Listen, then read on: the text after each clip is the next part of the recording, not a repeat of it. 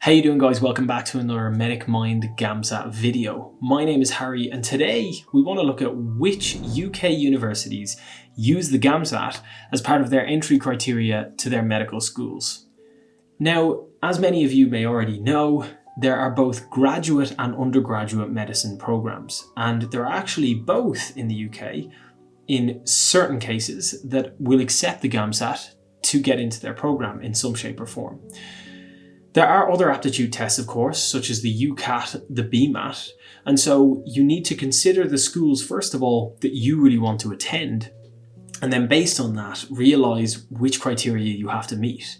And so in this case, we're just going to focus on the criteria, assuming that you want to attend a school that uses the GAMSAT. We want to cover all of those, both the graduate and the standard courses, just to show you all of your available options. So jumping straight into the graduate programs, first up we have Cardiff University. And I wanted to start by mentioning this because this is a unique program in that their graduate entry medicine is actually only open to the feeder stream courses that are actually taken at undergraduate level in Cardiff University. And there are 4 courses that are applicable there. If you take those and you take the GAMSAT, you are eligible to get in. So it's actually a very small cohort of people. However, I believe that you can take a GAMSAT and use it to get into their standard program, so not their graduate program, their 5-year program. You can use the GAMSAT for that.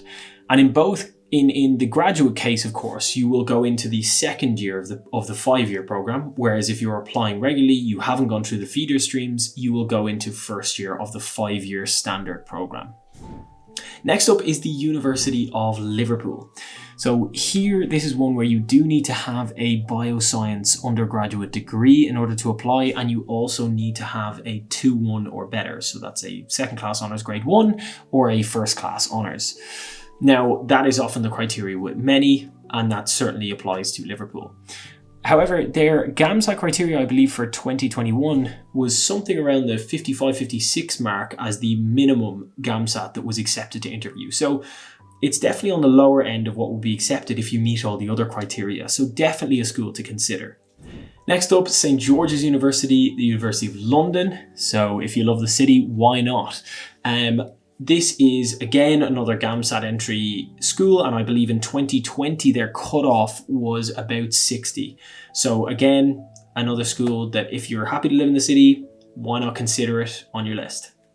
Next on our list is Swansea University. Now, Swansea is one of the programs that is graduate only, so they don't actually have a standard medicine program.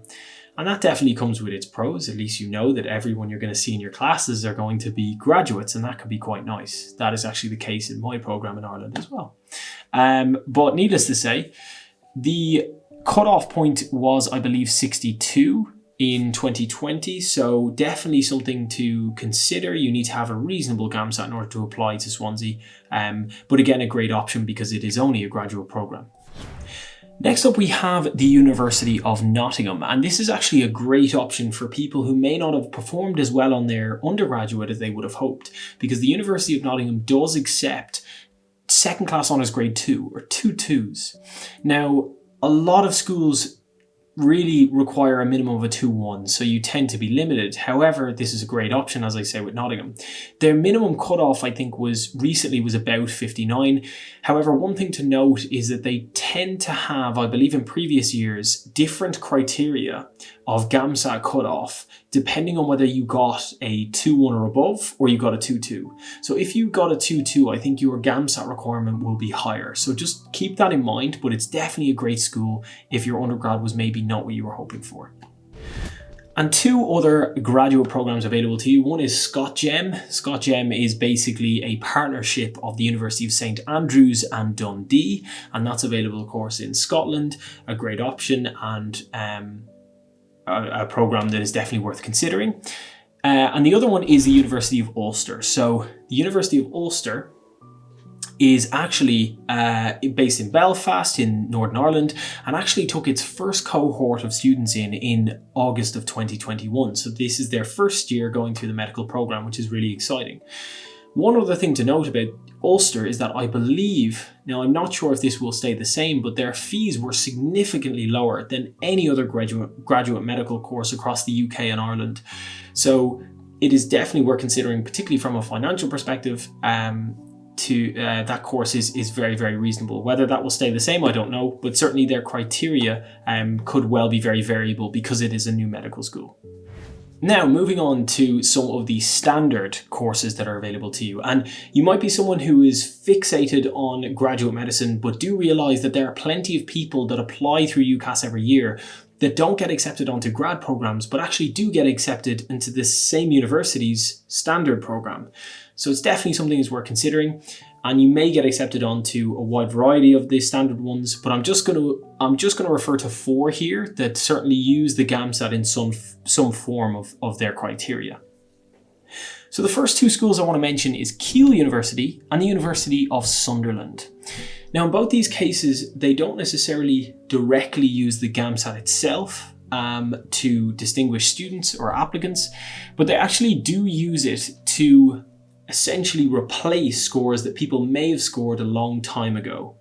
And this applies to particularly your A-levels and your GCSEs. So as many of you will know, if you have applied to UCAS, you will see that some schools look all the way back your academic records through to your GCSEs and your A-levels, which for some people applying can be 10 plus years ago. And so how relevant are those scores? It's tough to say, but these are what the schools require. And so in this case, these schools, Keele and Sunderland, will actually use your GAMSAT to, if it's a significant score, to replace those. And so they will no longer take your A-levels, etc. into consideration.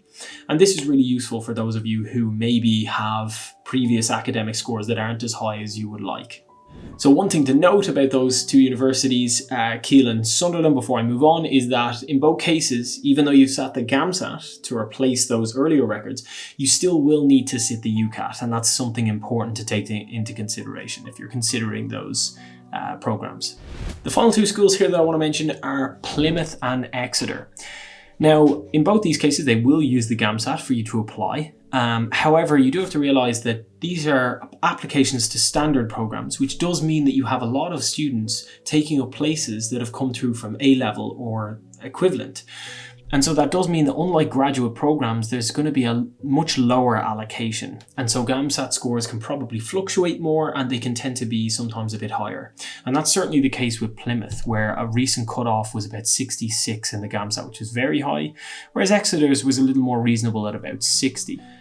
Again, it's important to remember that if you're applying to undergraduate programs, that you will of course be amongst a cohort of A-level or younger cohort of people. So, and some schools of course only have standard programs and don't have graduate programs, so you can expect to potentially be in the minority. Now those things are only minor issues. They mightn't even be an issue for you, it might be fine, but definitely something to consider if you are a mature applicant and considering the cohort that you're going to be working with for the next 4 or 5 years.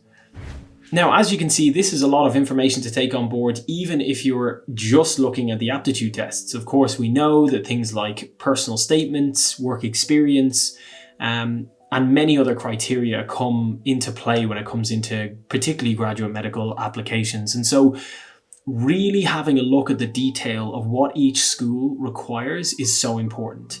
And obviously, at the heart of that is your aptitude test, because you have to prepare a long time for that. So when you're preparing the aptitude test, in particular the GAMSAT, be sure you know the schools you're applying to and be sure you know that they take the GAMSAT.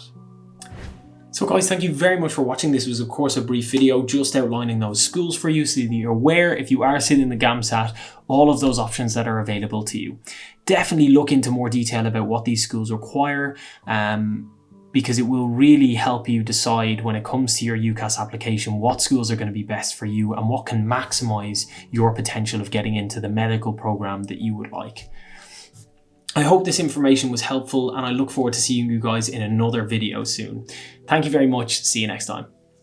Thanks for watching this video. If you'd like to unlock the rest of this GAMSAT course, which includes over 1,000 GAMSAT questions, 20 hours of GAMSAT tutorials and hundreds of essay plans, click the link in the description below.